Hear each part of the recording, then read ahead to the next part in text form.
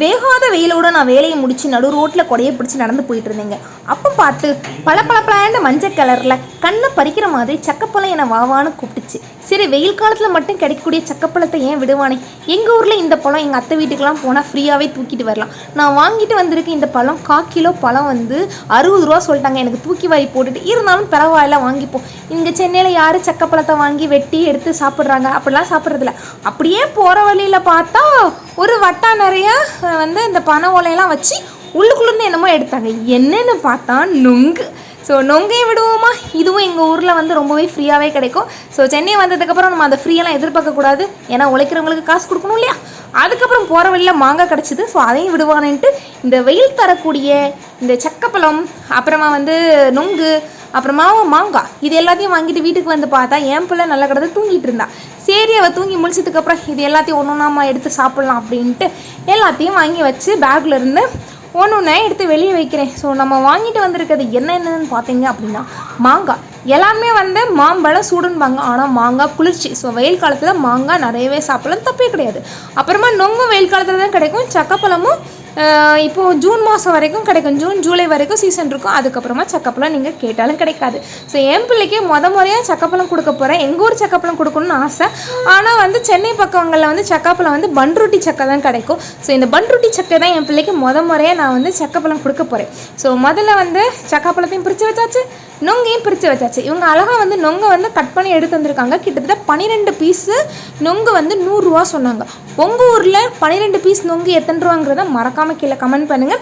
இப்போ என் பிள்ளைக்கு வந்து நான் வந்து சக்கப்பழத்தை அழகாக எடுத்து கொடுத்தேன். ஸோ ஃபஸ்ட் டைம் சாப்பிட்றா.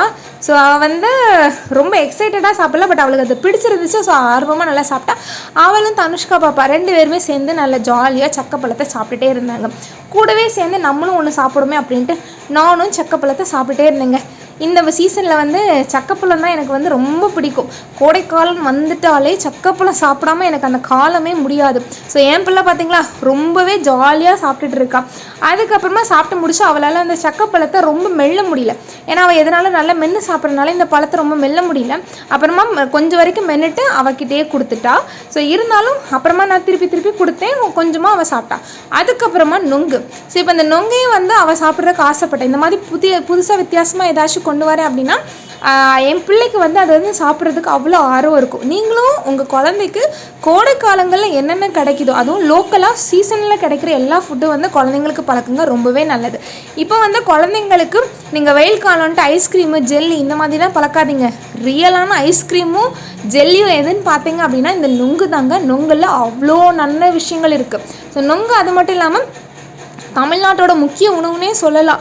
ஸோ தமிழ்நாட்டோட தேசிய மரமான பனை மரத்துலேருந்து கிடைக்கக்கூடிய இந்த நொங்கு ரொம்பவே விசேஷமானது. ஸோ என் பிள்ளை நொங்கு ரொம்ப ஆர்வமாக சாப்பிட்டுட்டு இருக்கா. மெயினாக இந்த குழந்தைங்களுக்கு வந்து இந்த வெக்க நேரத்தில் வந்து மேலெல்லாம் ஒரு மாதிரி பொட்டாக வரும். ஆக்சுவலி பார்த்தீங்க அப்படின்னா நாங்கள் வேறு 3வது மாடியில் இருக்கோம். ஸோ வெக்க தாங்க முடியாதனாலே அவளுக்கு கிட்டத்தட்ட கொஞ்சமாக அப்படிலாம் இருந்துச்சு. ஸோ நான் என்ன பண்ணிட்டேன், நொங்கு அவன் நல்லா சாப்பிட்டுட்டே இருந்தாள். ஸோ நொங்கு சாப்பிட்டுட்டு அந்த தோல் மேலே கொஞ்சோண்டு நொங்கு இருக்கும் பார்த்துக்கோங்க. அதை ஃபுல்லாக அந்த மேலே எல்லாம் நீங்கள் கொஞ்சம் தேய்ச்சி விட்டீங்க அப்படின்னு வச்சுக்கோங்களேன், அது இன்னும் கொஞ்சம் சில்லுன்னு இருக்கும். குழந்தைங்களுக்கு அந்த வேர்க்குரு மாதிரி இருக்குது பார்த்தீங்களா, அது சரியாகும். ஆனால் என்னென்னு ரொம்ப நேரம் வைக்க வேண்டாம். ஒரு 10 நிமிஷம் அப்படியே தேய்ச்சி விட்டுட்டு அப்புறமா மூஞ்சி கை கால்லாம் கழுவி விட்டுருங்க.